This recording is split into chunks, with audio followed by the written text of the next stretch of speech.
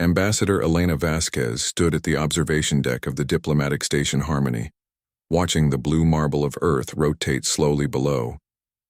The planet looked peaceful from here, its swirling clouds and deep oceans hiding the complex civilization that had finally earned its place among the stars. After 3 years of careful negotiations, humanity was just hours away from signing the Galactic Concordat, the treaty that would officially welcome Earth into the vast community of civilized worlds. The irony wasn't lost on her that she, a former military strategist turned diplomat, would be the one to usher humanity into an era of peace. Elena had spent her early career planning battles and studying warfare across human history. Now at 42, she had dedicated the last decade to preventing conflicts through careful negotiation and cultural understanding. "Ma'am, the Zephyrian delegation has arrived," announced Lieutenant Commander Sarah Chen, her aide. The young officer's excitement was barely contained. Like most humans aboard the station, she understood the magnitude of this moment. Elena smoothed her formal diplomatic robes, a carefully chosen blend of Earth's cultural traditions designed to represent all of humanity. The fabric incorporated threads from every continent, colors that spoke to the diversity that had once divided humans, but now strengthened them. "Excellent. Are the other delegations already in the conference chamber?" "Yes, ma'am. The Korthak Hegemony, the Stellar Federation, and the Arxian Collective have all confirmed their attendance. Even the elusive Voidborn sent a representative." Chen paused, checking her data tablet. "The media feeds are active across 17 star systems. Conservative estimates suggest over 40 billion beings will witness the signing ceremony." Elena nodded, feeling the weight of responsibility settle on her shoulders. This wasn't just about Earth anymore. The Galactic Empire, the dominant power that controlled nearly 60% of known space, had been watching humanity's development with interest. Their approval of humanity's inclusion in the Concordat would essentially guarantee Earth's safety and prosperity for generations to come. The Empire's representative, Admiral Thrakmor, was a towering figure even by Zephyrian standards. His species resembled what ancient humans might have called angels, if angels were 8 feet tall with metallic skin and eyes like molten gold. But Elena had learned to read beyond appearances. Despite his intimidating presence, Thrakmor had been surprisingly reasonable during the preliminary negotiations. "The Admiral specifically requested to speak with you privately before the ceremony," Chen added, her voice dropping slightly. "He seemed different today. More formal than usual," Elena frowned. In the months of preparation, Thrakmor had maintained a professional but cordial relationship with her. He had even shared stories of other species' integration into galactic society, seemingly genuine in his desire to see humanity succeed. Different how? He arrived with a much larger security detail than usual, and he's been communicating frequently with his fleet in orbit. Chen hesitated. "Our sensors detected at least 30 Imperial warships holding position just outside the system. That's significantly more than the ceremonial escort we were told to expect." A chill ran down Elena's spine, but she forced herself to remain calm. Military habits died hard, and her strategic mind immediately began analyzing the situation. 30 warships could level Earth's defenses in hours, but surely that was just Imperial caution. They were, after all, the most powerful military force in known space. It made sense they would take security seriously. Has there been any change in the terms of the Concordat? Any last-minute additions or modifications? Elena asked, though she already knew the answer. She had reviewed the document dozens of times in the past week. "No, ma'am. Everything remains exactly as negotiated. Full membership status, mutual defense agreements, trade partnerships, cultural exchange programs, and the establishment of embassy systems." Chen's voice carried a note of pride. "It's everything we hoped for and more." Elena made her way through the station's corridors, acknowledging the salutes and nods from the international crew that had made this moment possible. Scientists, diplomats, translators, and support staff from every nation on Earth had worked tirelessly to ensure humanity presented a united front to the galaxy. The station itself was a marvel of human engineering, incorporating the best technology from all Earth's nations while maintaining the elegant aesthetics that had impressed their galactic neighbors. The conference chamber was a magnificent space, its transparent aluminum walls providing a stunning view of the starfield beyond. Representatives from the major galactic powers sat at a circular table, their varied forms creating a living tapestry of galactic diversity. The Korthak delegate, resembling a crystalline sculpture come to life, chimed softly in greeting. The Stellar Federation's ambassador, a graceful being whose form seemed to shift like liquid mercury, nodded respectfully. Even the mysterious Voidborn representative, hidden within environmental armor that revealed nothing of its true nature, acknowledged her presence with a subtle gesture, but it was Admiral Thrakmor who commanded attention as she entered. His golden eyes tracked her movement, and she noticed the subtle tension in his posture. Something had definitely changed since their last meeting. Ambassador Vasquez, his voice resonated through the chamber's translation systems, though Elena had learned enough Zephyrian to understand him directly. If I may have a moment of your time before we proceed with the ceremony? The other delegates murmured their understanding, though Elena caught subtle glances exchanged between them. Apparently, she wasn't the only one who noticed the Admiral's unusual demeanor. They stepped onto a private balcony overlooking Earth, the planet's terminator line creating a brilliant crescent of light against the darkness of space.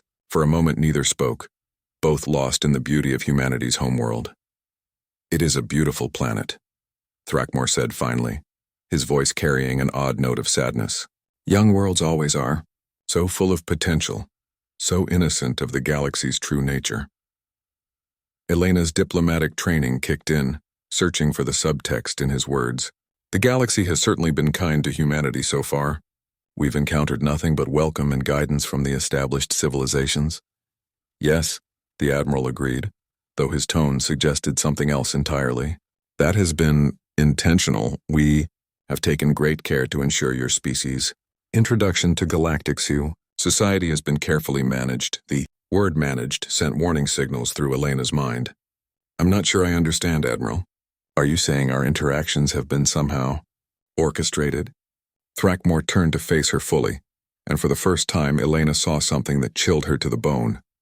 In those golden eyes she saw pity. Ambassador Vasquez, there is something you must understand about the nature of galactic civilization, something we have kept hidden from your species until this moment. He paused as if gathering strength for what he was about to reveal. The Galactic Concordat you are about to sign is not a treaty of equals. It is a document of surrender. Elena's blood turned to ice in her veins. The diplomatic smile she had maintained for months vanished, replaced by the cold expression of the military strategist she had once been. Explain yourself, Admiral. Immediately. Thrakmor's metallic features shifted into what might have been regret on a human face. Every species that has joined the Galactic Concordat in the last millennium has done so under the same circumstances.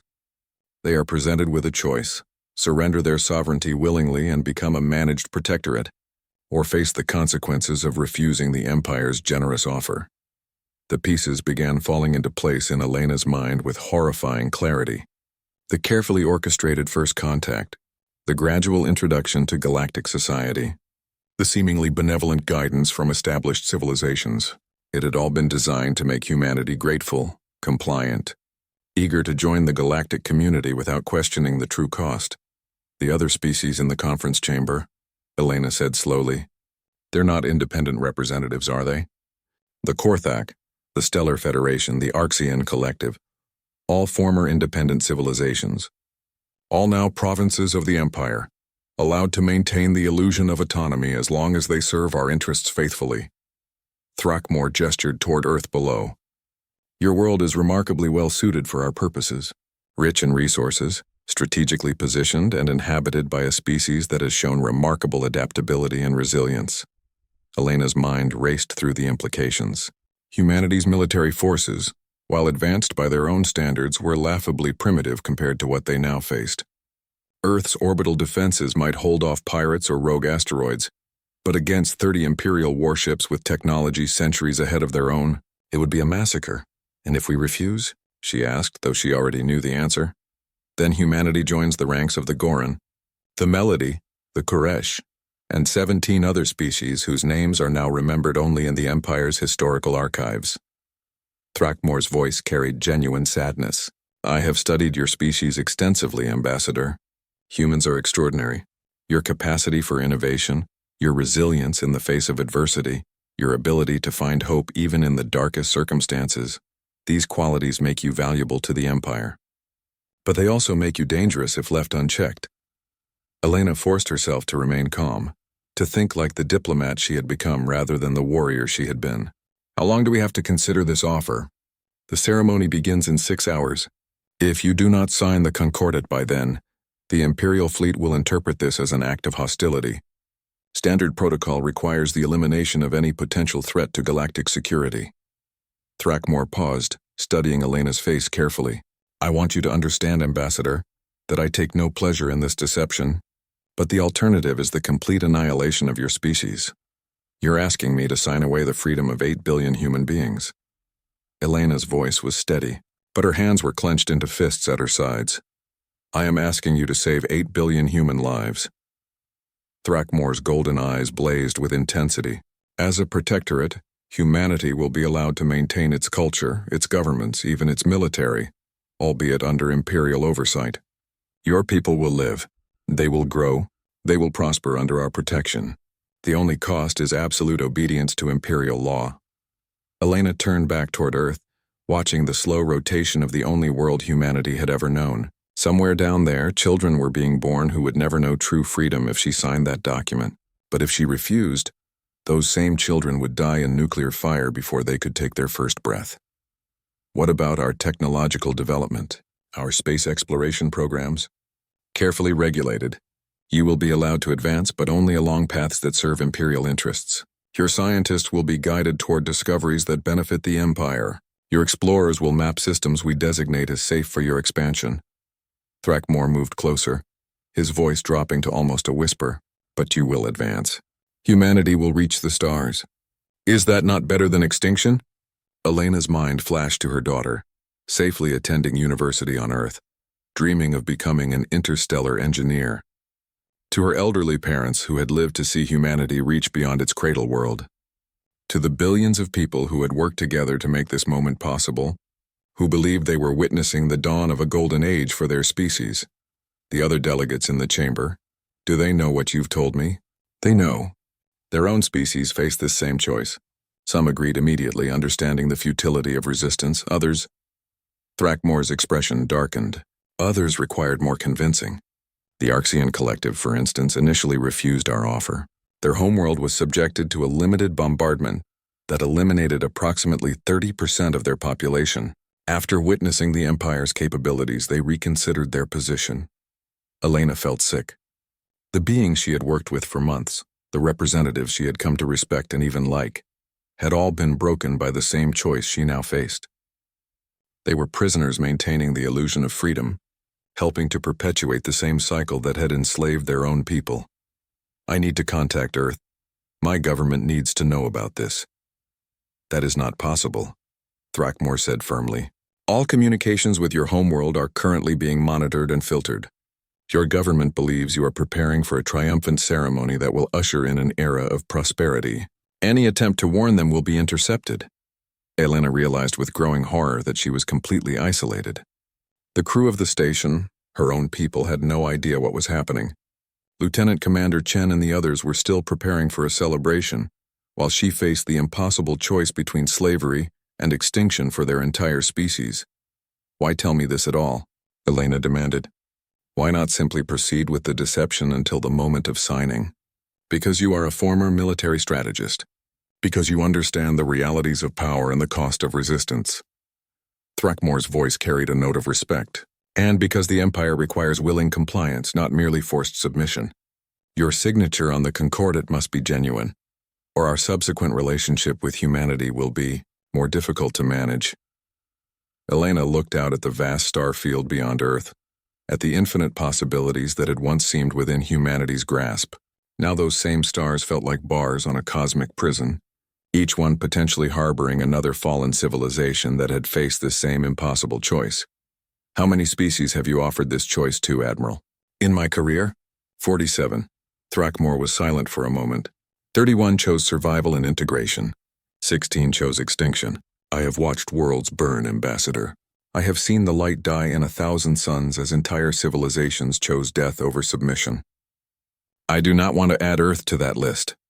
Elena turned back to face him, her expression hard as steel. And you? How did your people join the Empire? For the first time, Thrackmore's perfect composure cracked. Pain flickered across his metallic features. The Zephyrian Republic was among the last holdouts. We believed our technology, our alliances with other free worlds would be enough to resist Imperial expansion. We were wrong. Of the 12 billion Zephyrians who lived when I was born, only 4 billion survived our integration into the Empire. I was a young officer then, serving on a warship that fought to the bitter end. And now you serve the Empire that slaughtered your people. I serve to ensure that other species do not suffer as mine did. I have saved more lives through diplomacy than I ever could have through continued resistance. Thrackmore straightened, his composure returning. The Empire is not evil, Ambassador. It is simply inevitable. It has existed for 10,000 years. It will exist for 10,000 more. The only question is whether humanity will be part of its future, or a footnote in its history. Elena stared at Admiral Thrackmore for a long moment, her mind working through every angle, every possibility. The military strategist in her was already calculating odds, analyzing force dispositions, searching for any weakness in the Empire's position. The diplomat in her was looking for alternatives, compromises, ways to buy time or negotiate better terms. But the human in her, the part that remembered her grandfather's stories about fighting fascists in the old wars, was screaming that some things were worth dying for. I need time to think, she said finally. You have 4 hours and 37 minutes before the ceremony begins, Thrackmore replied. I will return to the conference chamber to maintain appearances. When you have made your decision, signal my aid. But remember, Ambassador, delay itself is a form of answer. If you do not appear for the signing ceremony, the fleet commanders will interpret your absence as a rejection of our offer. After the Admiral left, Elena remained on the balcony, staring down at Earth. From this distance, it was impossible to see the cities, the farms, the millions of human lives continuing their daily routines in blissful ignorance of the sword hanging over their heads. She thought about her daughter Maria, probably studying for her advanced physics exam, dreaming of designing the ships that would carry humanity to distant stars. She thought about her parents, who had lived through the climate wars and the unification conflicts, who had finally seen their species unite and reach beyond its cradle world. A soft chime indicated someone approaching. Elena turned to see Lieutenant Commander Chen, her expression troubled. Ma'am, we've detected some unusual activity from the Imperial fleet. They've moved into a more aggressive formation, and our sensors are picking up energy signatures consistent with weapons charging. Chen paused, studying her tablet. Also, Admiral Thrackmore has placed a communication blackout on all channels to Earth. He claims it's to prevent media interference with the ceremony, but it's convenient timing, Elena finished. She made a decision. Sarah, I need you to do something for me, and I need you to do it without asking questions. Can you do that? Chen straightened. Of course, ma'am. I need you to quietly gather the senior staff, just our people, not the other delegation's personnel.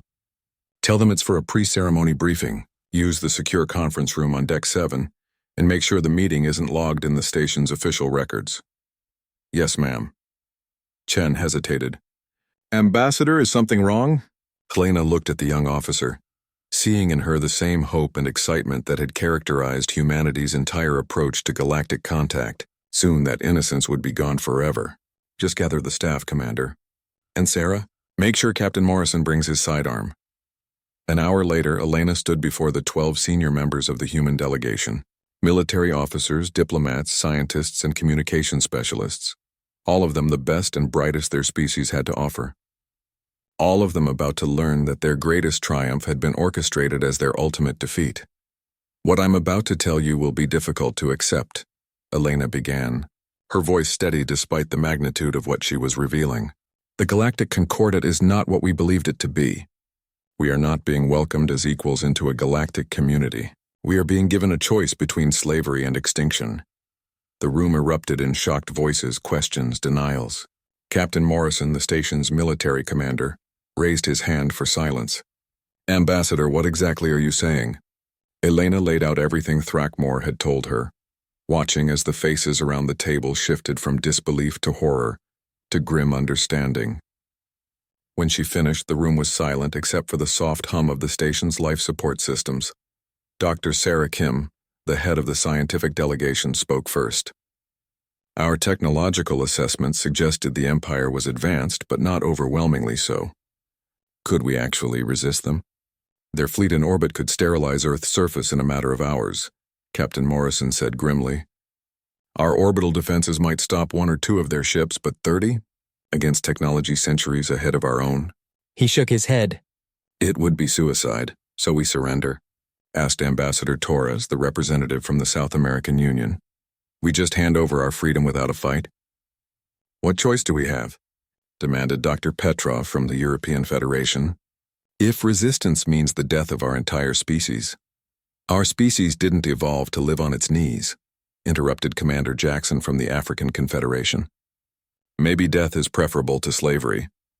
Elena listened to the debate, hearing echoes of every resistance movement in human history. The same arguments that had been made in occupied territories during the World Wars, in colonial independence movements, in every situation where people faced the choice between freedom and survival. But never before had the stakes been the entire human species. There might be another option, said Dr. Kim quietly. Everyone turned to look at her. Not resistance in the traditional sense, but delayed compliance. If we sign the treaty but maintain covert research into Imperial technology, if we can find a way to level the playing field. That would take decades, Morrison pointed out. Generations. And if they discovered what we were doing, then we'd face the same choice we're facing now, Elena said. But our children might have options we don't. Commander Chen had been silent throughout the discussion, but now she looked up from her tablet. Ma'am, I've been analyzing the communication traffic from the Imperial fleet. There's something odd about their positioning and patrol patterns. It's almost like they're not just blockading us, they're protecting something. Protecting what? Elena asked. I'm not sure, but there are gaps in their coverage, specific vectors that they're avoiding. It might be nothing, but Chen highlighted a 3-dimensional display of the fleet positions. If I were planning an escape route from this system, I'd aim for this corridor here. The Imperial ships are positioned to avoid crossing through that region. Elena studied the display, her strategic mind immediately recognizing the pattern. They're avoiding gravitational interference from the local gas giant, which means either their technology has limitations we don't know about, or there's something in that region they don't want to encounter. Morrison finished. Dr. Kim leaned forward, excitement building in her voice. The Voidborn representative.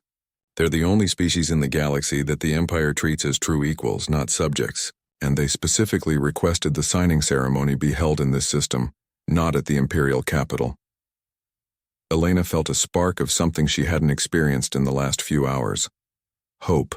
Are you suggesting the Voidborn might be sympathetic to our situation? I'm suggesting that a species which has maintained its independence from the Empire for millennia might have knowledge we could use, Kim replied. But contacting them without Imperial knowledge would be almost impossible. Elena looked around the table at the faces of humanity's brightest minds, seeing the same stubborn determination that had carried their species from stone tools to starships. Humans had never been the strongest or fastest or most technologically advanced species on their own world, but they had survived and thrived through adaptation, cooperation, and an absolute refusal to give up. We're going to do something incredibly dangerous, she said finally. We're going to sign the treaty. We're going to buy our species time to find another way, but we're also going to ensure that the Empire's hold on humanity is never as secure as they believe. Captain Morrison frowned. What do you have in mind, Ambassador?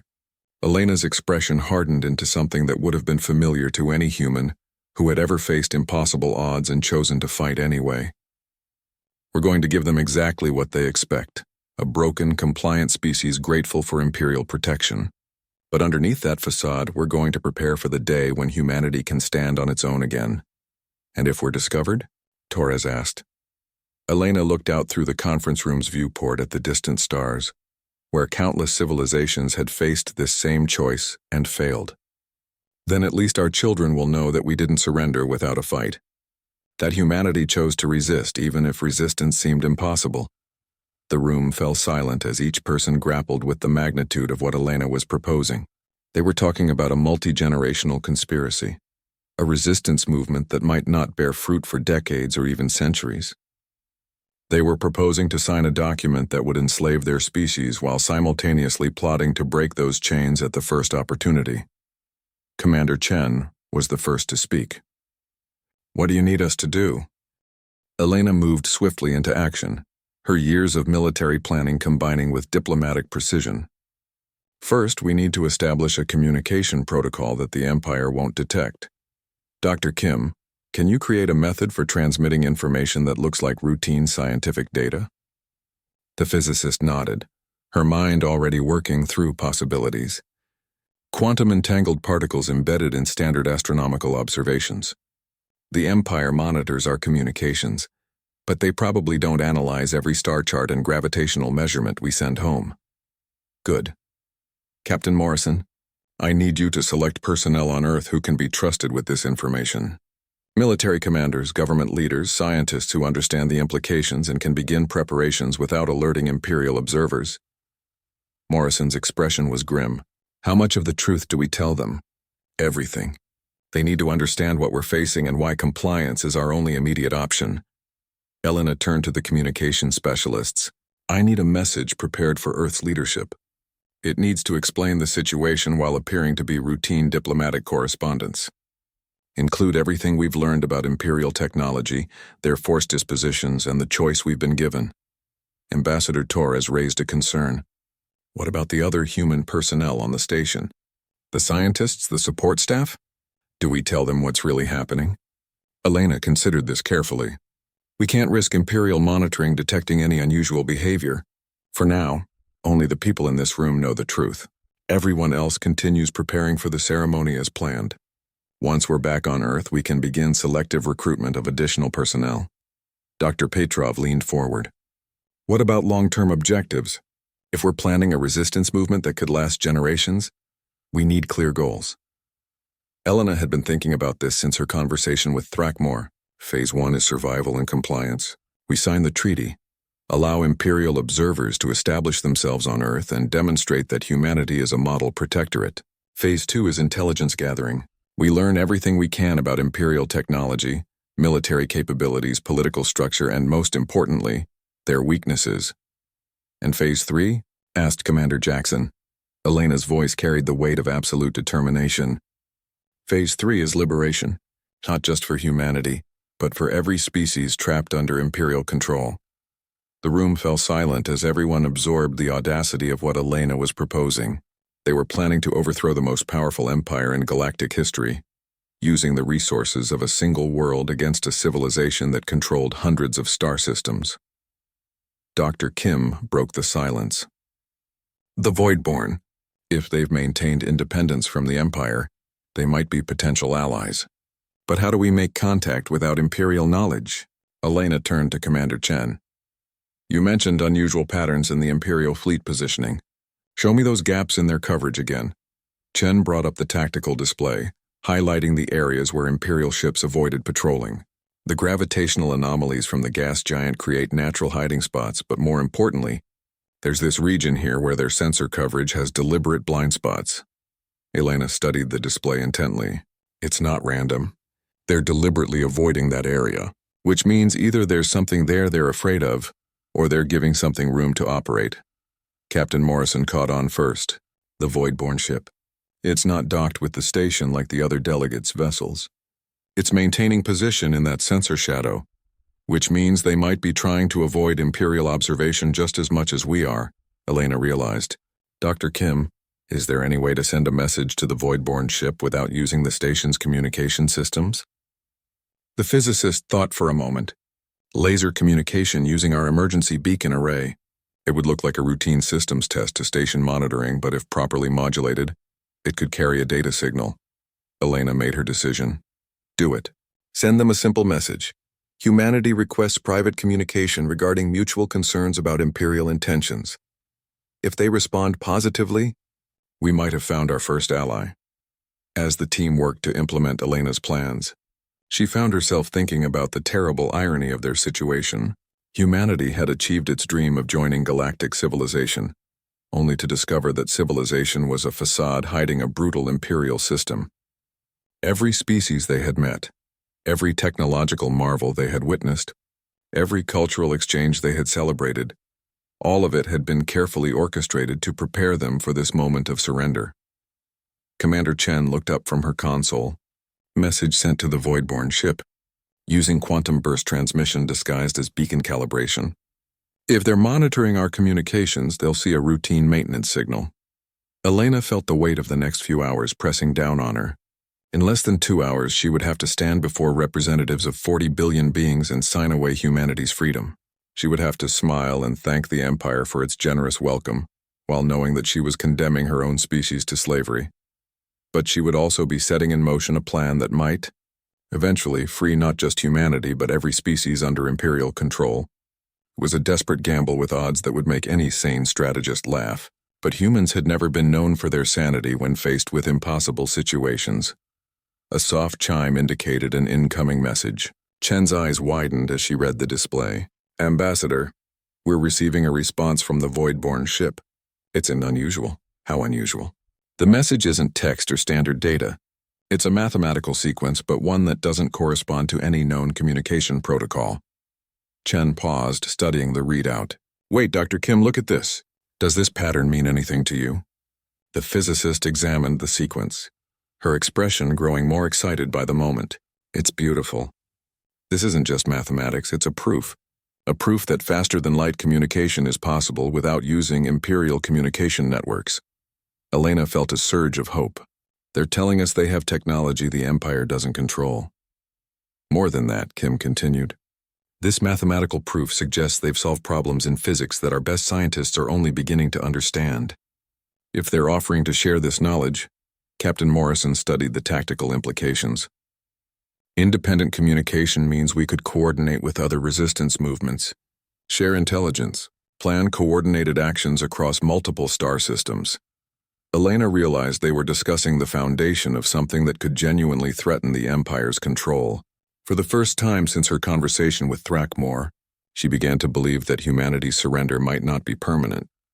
Another message arrived from the Voidborn ship, this one containing what appeared to be technical specifications for a communication device that could be built using readily available components. More importantly, it included instructions for creating quantum encrypted channels that would be virtually undetectable by Imperial monitoring systems.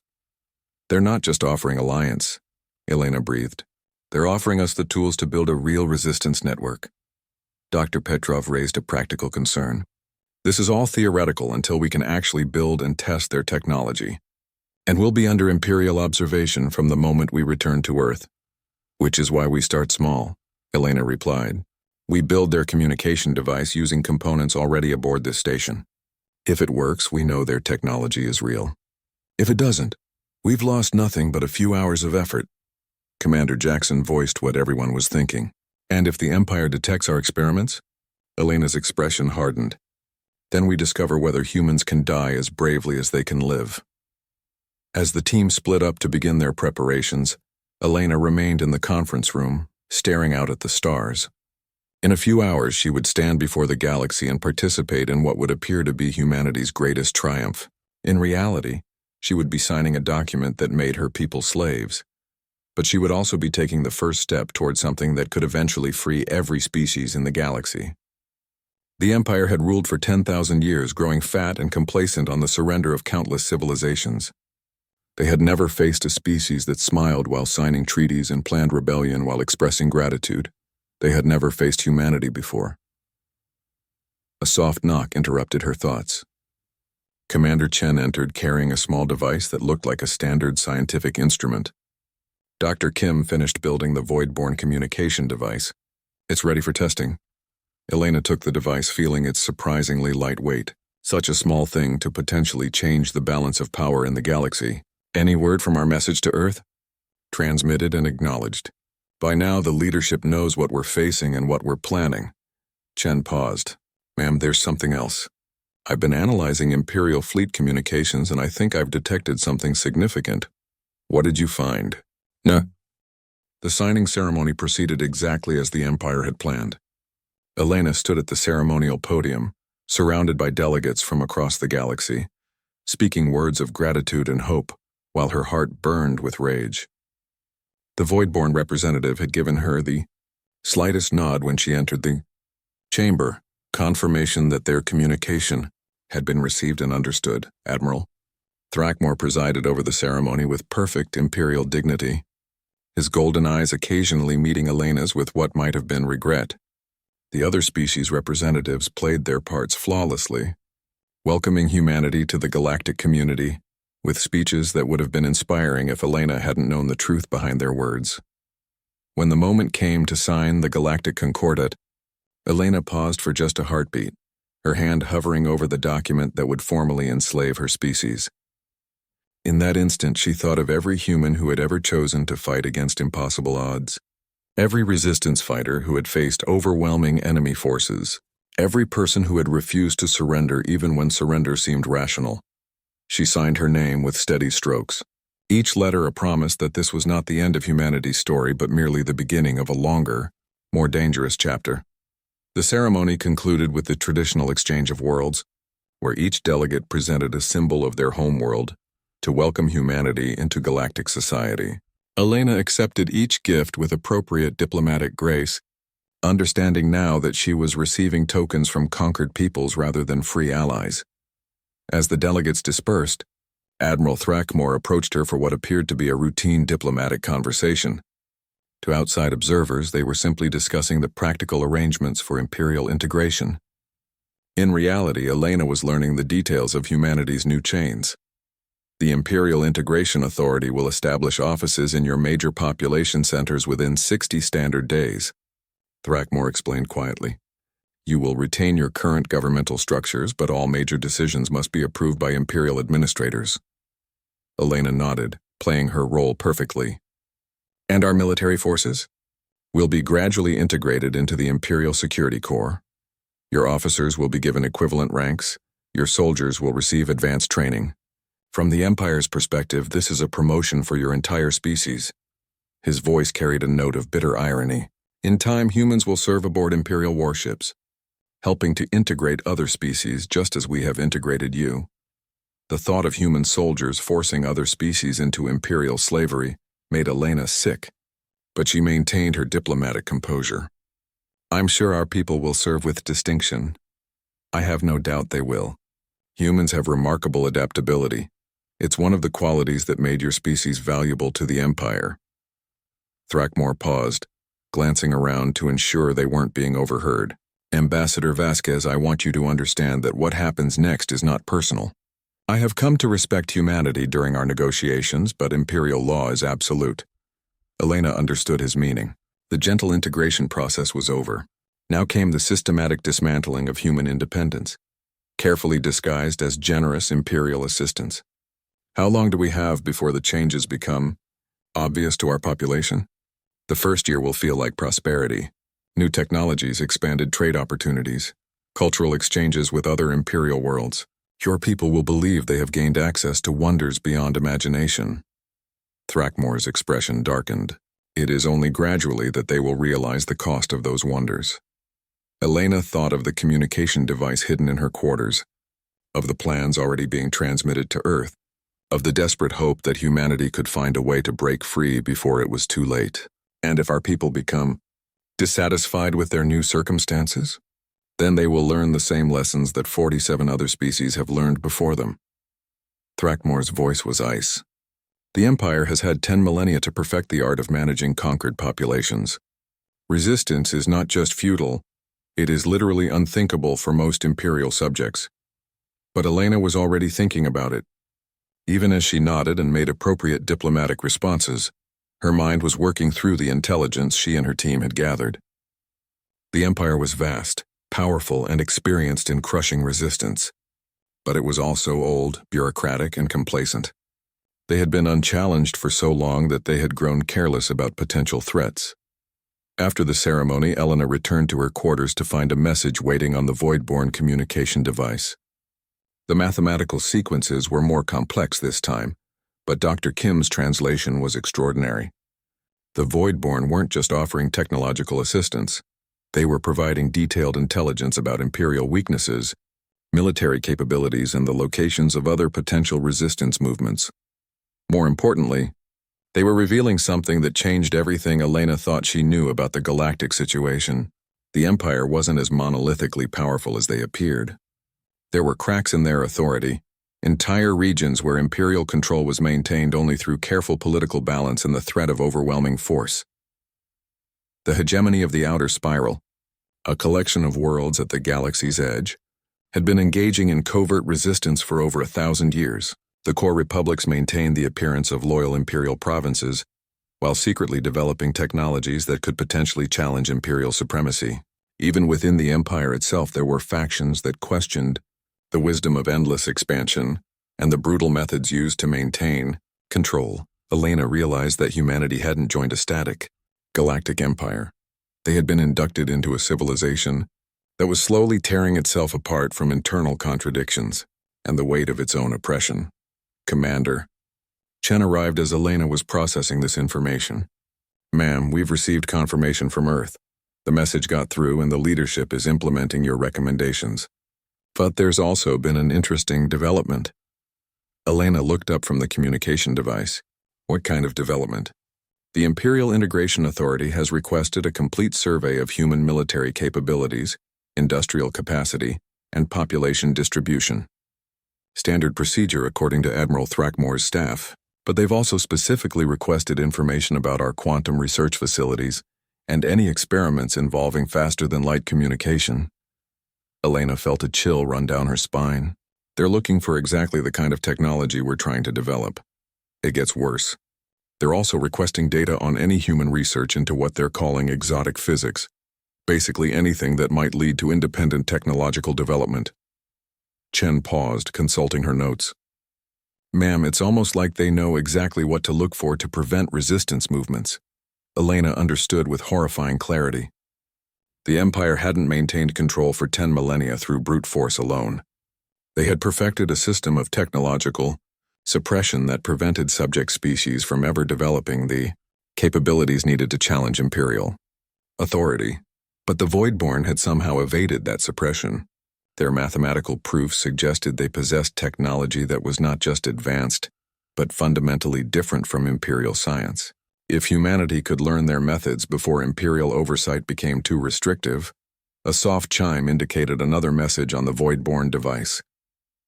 This transmission was different from the others. Instead of mathematical sequences, it contained what appeared to be star charts marking specific locations throughout the galaxy. Dr. Kim had been monitoring the communications, and her translation was immediate. They're showing us the locations of other resistance movements. Look at this. There are active cells in 17 different star systems, all maintaining communication through methods the Empire can't detect. Elena studied the star charts, recognizing the strategic implications immediately. If these resistance movements could be coordinated, if they could share resources and intelligence, if they could time their actions for maximum impact. Commander, how long before we depart for Earth? 6 hours, ma'am. The Imperial escort ships are already moving into formation. Elena made her decision. Signal the Voidborn ship. Tell them we want to join their resistance network. And ask them if they have any advice for maintaining covert operations under direct Imperial occupation. The response came quickly. A complex data package containing detailed instructions for building hidden communication networks, methods for concealing technological development, and most importantly, psychological techniques for maintaining resistant spirit in a population that was being systematically conditioned to accept Imperial authority. Elena realized she was holding the blueprint for something that could eventually challenge the Empire's 10,000-year reign. But first, humanity would have to survive the integration process. They would have to smile and cooperate and express gratitude for their enslavement, while secretly preparing for the day when they could stand free again. As the station prepared for departure, Elena gathered her core team one final time. They would return to Earth as heroes, bringing news of humanity's acceptance into galactic civilization. 3 months after the signing ceremony, Elena stood in the newly constructed Imperial Integration Office in Geneva, watching as human children toured the facility with their teachers. The children's eyes were bright with wonder as Imperial officials demonstrated advanced technologies that were actually decades behind what the Empire truly possessed. But to these young minds, the levitating displays and holographic presentations seemed like magic. Elena maintained her diplomatic smile while her heart broke. These children were being conditioned to see the Empire as benevolent providers of miraculous gifts. They would grow up grateful for Imperial guidance, never knowing what their species had lost. Inspiring, isn't it? Admiral Thrackmore had arrived beside her without announcement, his movements silent despite his imposing size. Young minds adapting to new realities. Within a generation, these children will consider themselves Imperial citizens first, humans second. Elena nodded, playing her role. The Empire's educational programs are remarkably effective. Our children are learning so much. They are learning to think correctly, Thrackmore corrected gently. Independent thought is the foundation of resistance. We have found that shaping young minds prevents the psychological conflicts that plagued earlier generations during integration. Elena forced herself not to react to the clinical way he discussed the systematic brainwashing of human children. Our government has been very pleased with the integration authorities' approach. The transition has been remarkably smooth. This was true in a sense. The Imperial integration process had been designed to feel like prosperity rather than conquest. New technologies had revolutionized medicine, agriculture, and manufacturing. Unemployment had virtually disappeared as Imperial industries established facilities on Earth. Standard of living had increased dramatically for most of humanity. But Elena knew the cost. Human scientific research was now guided by Imperial advisors who ensured that no breakthrough could threaten Imperial technological superiority. Human military forces were being gradually restructured under Imperial doctrine. Most importantly, human political leaders were learning that their authority existed only at Imperial pleasure. Your species has adapted admirably, Thrackmore continued. Better than most. The Korthak required significantly more persuasion to accept their new circumstances. Elena remembered the crystalline delegates from the signing ceremony, the beings who had seemed so elegant and wise. What kind of persuasion? Nothing dramatic. Simply the temporary suspension of their atmospheric processors until their leadership reconsidered certain policy decisions. Thrackmore's tone remained conversational. The beauty of technological dependence is that it makes resistance extremely costly. Elena realized with chilling clarity how the Empire maintained control. They didn't just conquer civilizations, they made them dependent on Imperial technology for basic survival. Every convenience, every medical breakthrough, every improvement in quality of life came with invisible chains that bound subject species more tightly than any military occupation could achieve. I should check on our latest cultural exchange program, Elena said, excusing herself from the Admiral's presence. She needed to breathe air that hadn't been poisoned by casual discussion of genocide. Elena made her way to her official residence, a beautiful complex that had been built to showcase the Empire's generosity toward humanity's diplomatic corps. Her quarters were luxurious beyond anything she could have imagined before first contact, filled with art and technology from across the galaxy. They were also thoroughly monitored by Imperial surveillance systems in the privacy of her bathroom, one of the few spaces where surveillance was limited. For cultural sensitivity reasons, Elena activated the concealed communication device Dr. Kim had built using Voidborn specifications. The past 3 months had seen the establishment of a growing resistance network that now included cells on 12 different human worlds. The latest intelligence reports were both encouraging and terrifying. The resistance had successfully infiltrated several key Imperial facilities, gaining access to information about the Empire's true technological capabilities and military deployments. They had also made contact with resistance movements on 17 other worlds, confirming that the Galactic Rebellion was larger than anyone had imagined. But they had also learned something that changed the urgency of their situation. The Empire wasn't just integrating individual species, they were preparing for something much larger. Imperial military forces were being repositioned throughout the galaxy. Advanced weapons were being deployed to key strategic systems, and massive construction projects had begun in the galactic core. Elena's blood ran cold as she read the intelligence summary. The Empire was preparing for war, but not against external enemies. They were preparing to crush the growing resistance movements with overwhelming force, to eliminate the possibility of rebellion once and for all. The Resistance had perhaps 6 months before the Empire moved to consolidate its control permanently. 6 months to transform from scattered cells into a force capable of challenging 10,000 years of Imperial dominance. A soft knock at her door interrupted Elena's thoughts. She quickly concealed the communication device and opened the door to find Commander Chen, now serving as her diplomatic aide. "Ma'am, we've received an invitation from the Imperial Academy of Sciences. They want to include human researchers in a prestigious project studying advanced physics applications." Elena understood the implications immediately. The Empire was identifying and recruiting the brightest human minds, removing them from Earth under the guise of opportunity. Once isolated from their homeworld and surrounded by Imperial influence, these scientists would become willing tools of the Empire, or simply disappear if they proved resistant to conditioning. "How many of our people have they requested?"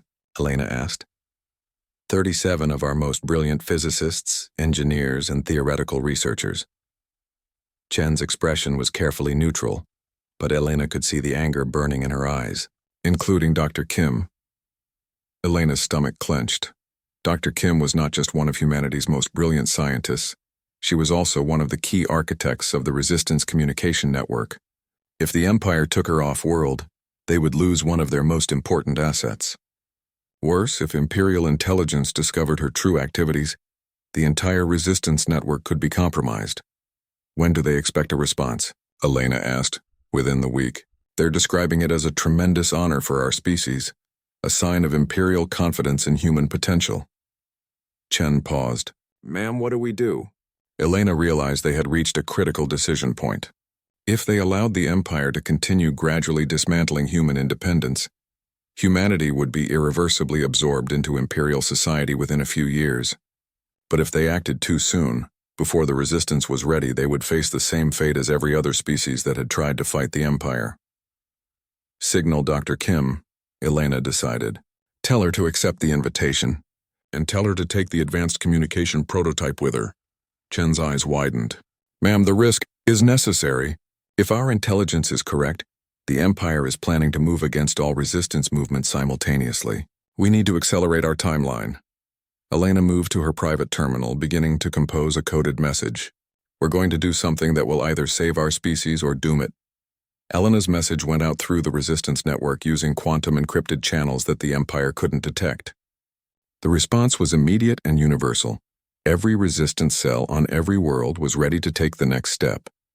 They had been preparing for this moment, hoping it would come later but understanding it might come sooner. The plan was audacious beyond belief.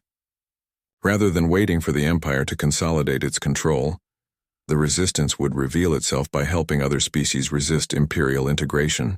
When the next civilization faced the choice between surrender and extinction, they would discover they had a third option: alliance with a galactic resistance movement. Elena thought about the mathematical impossibility of what they were attempting. A few thousand resistance fighters scattered across dozens of worlds, armed with technology they barely understood, planning to challenge an empire that had crushed countless civilizations over 10 millennia.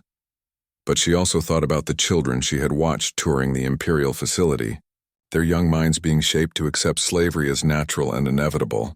She thought about Dr. Kim and the other brilliant minds who would be removed from Earth to serve Imperial interests. She thought about the gradual erosion of everything that made humanity unique and independent. Sometimes the impossible became necessary. Elena activated her personal communication system, transmitting a message that would be received simultaneously by resistance cells throughout the galaxy. The message was simple, consisting of only 3 words that would either herald the beginning of galactic liberation or mark the end of human civilization. "Remember your chains." The message was code for the activation of Phase 3 of their resistance plan, the transition from covert intelligence gathering to active rebellion. The first strike came at dawn simultaneously across 17 star systems. Elena watched from her residence as explosions bloomed across the Imperial Integration Facility in Geneva, carefully placed charges that destroyed surveillance systems and data cores, while leaving the structure largely intact. Similar strikes were occurring on every human world, each one precisely timed to maximize disruption while minimizing casualties. Within minutes, Elena's communication device was flooded with reports from resistance cells across the galaxy. The coordinated attack had worked beyond their most optimistic projections. Imperial facilities on 43 worlds had been compromised simultaneously, their surveillance networks blinded, and their administrative capabilities crippled. But Elena knew this was only the beginning. The Empire would respond with overwhelming force once they recovered from the initial shock. The resistance had perhaps hours before Imperial retribution fell upon every world that had dared to resist. Admiral Thrackmore arrived at Elena's residence within 30 minutes. His usual diplomatic composure replaced by cold fury, his golden eyes blazed as he confronted her in her private study, flanked by Imperial security forces in full combat armor. "I trusted you," he said, his voice carrying the weight of personal betrayal. "I believed you understood the futility of resistance." Elena faced him calmly, her diplomatic facade finally discarded. "I understood perfectly, Admiral. I understood that you were asking me to betray everything my species stands for." "Your species stands for nothing now," Thrackmore replied harshly. "You have condemned humanity to extinction. Did you think these pathetic acts of sabotage would somehow cripple the Empire? We have faced 1,000 rebellions before, Ambassador. We know how these stories end." Elena smiled, and there was something in that expression that made even the Admiral pause. "That's where you're wrong, Admiral. You faced rebellions from individual species, isolated civilizations fighting alone against impossible odds. You've never faced anything like what's coming." As if summoned by her words, reports began flooding Imperial communication channels. The attacks hadn't been limited to human worlds or even to recently integrated species.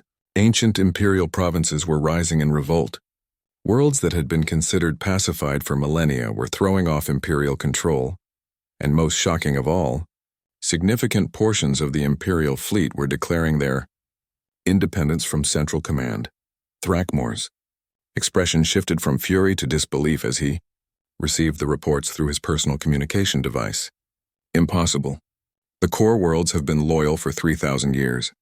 The outer spiral has been under Imperial control since your people conquered them the same way you conquered mine," Elena interrupted.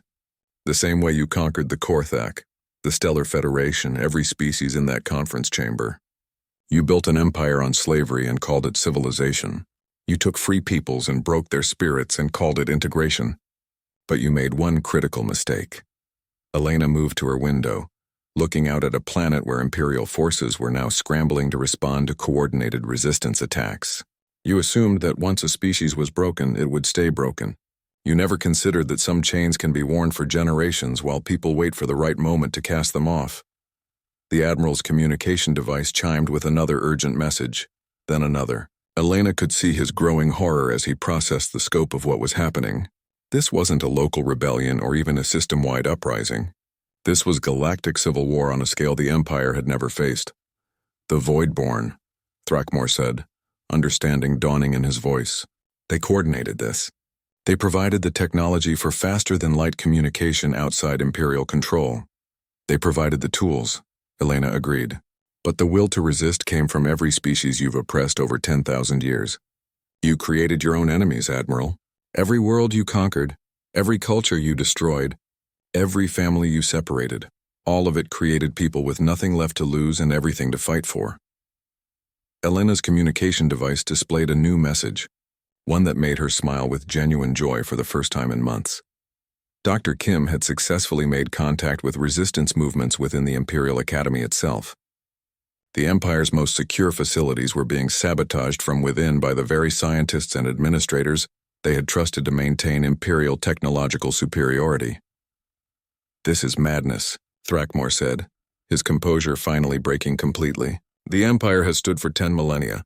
We have maintained peace and stability across the galaxy. Without Imperial authority, civilization will collapse into chaos and barbarism." Elena turned to face him, her expression carrying the accumulated weight of her species' journey from primitive tribalism to interstellar civilization. "Peace through oppression isn't peace, Admiral. It's just slow-motion genocide. And stability built on slavery isn't civilization. It's an elaborate prison." Another message arrived, this one from Captain Morrison leading resistance forces in the African Confederation. Imperial forces were retreating from major population centers, apparently under orders to consolidate their positions rather than risk being overwhelmed by coordinated human resistance. But Elena knew the Empire's tactical withdrawal was temporary. Soon, Imperial fleet elements would arrive to bombard the rebellious worlds into submission. The Resistance had achieved tactical surprise, but they still faced the Empire's overwhelming technological and numerical superiority. Thrackmore seemed to read her thoughts. You have perhaps 6 hours before Imperial Fleet Command authorizes planetary bombardment protocols. 6 hours before your homeworld is reduced to ash and radioactive debris. Was this symbolic gesture of defiance worth the extinction of your species? Elena's answer was interrupted by a sound that made everyone in the room freeze. The low, harmonic tone of ships dropping out of faster-than-light travel in Earth's orbit. But these weren't Imperial vessels. Elena recognized the distinctive energy signatures of void-born ships, vessels that used technology the Empire had never been able to replicate or understand. The Voidborn have maintained their independence for 50,000 years, Elena said quietly. They've been waiting all this time for the Empire to finally face organized resistance from its subject peoples. They've been preparing for this day longer than your civilization has existed. Thrackmore's communication device erupted with frantic messages from Imperial Fleet Command. The Voidborn weren't arriving alone. Ships from the hegemony of the Outer Spiral, vessels from a dozen allegedly pacified core worlds, even modified Imperial cruisers flying rebel flags. All of them were converging on strategic systems throughout the galaxy. Elena realized she was witnessing the largest military mobilization in galactic history. Not an empire expanding its borders, but subject peoples rising simultaneously to reclaim their freedom. The resistance had grown beyond anything she had imagined, encompassing not just recently conquered species, but ancient civilizations that had been biding their time for millennia. How? Thrackmore asked, his voice barely above a whisper. How did you coordinate something of this magnitude without Imperial intelligence detecting it? Elena thought about the mathematical proofs the Voidborn had shared, the quantum communication networks built in secret, the careful recruitment of resistance cells across hundreds of worlds. The same way every successful resistance has worked throughout history, Admiral. One person at a time, one choice at a time, one act of defiance at a time. You can't monitor every thought, suppress every dream of freedom, or break every spirit that refuses to submit. The communication device chimed with a priority message that made Elena's heart race. The message was from Dr. Kim, transmitted from the Imperial Academy itself. Imperial core computers compromised. Full technological specifications downloaded. Quantum communication network now includes every major Imperial facility in the galaxy. Elena understood the implications immediately. The Resistance hadn't just achieved military coordination. They had accessed the Empire's deepest technological secrets. For the first time in 10,000 years, the Empire's subject peoples would have access to the same advanced technology that had kept them enslaved. Thrackmore slumped into a chair, his golden eyes dim with the recognition of inevitable defeat. My people served the Empire faithfully for 3,000 years. We believed we were bringing order to chaos, civilization to barbarism. Maybe you did believe that, Elena said, not without sympathy. But belief doesn't change the reality of what the Empire became. You built a system that could only be maintained through oppression, and oppression always creates its own opposition. Elena moved to her private communication terminal, opening a channel to resistance command centers across the galaxy. The time had come to send the message they had prepared for this moment, a message that would be broadcast simultaneously on every world the Empire controlled.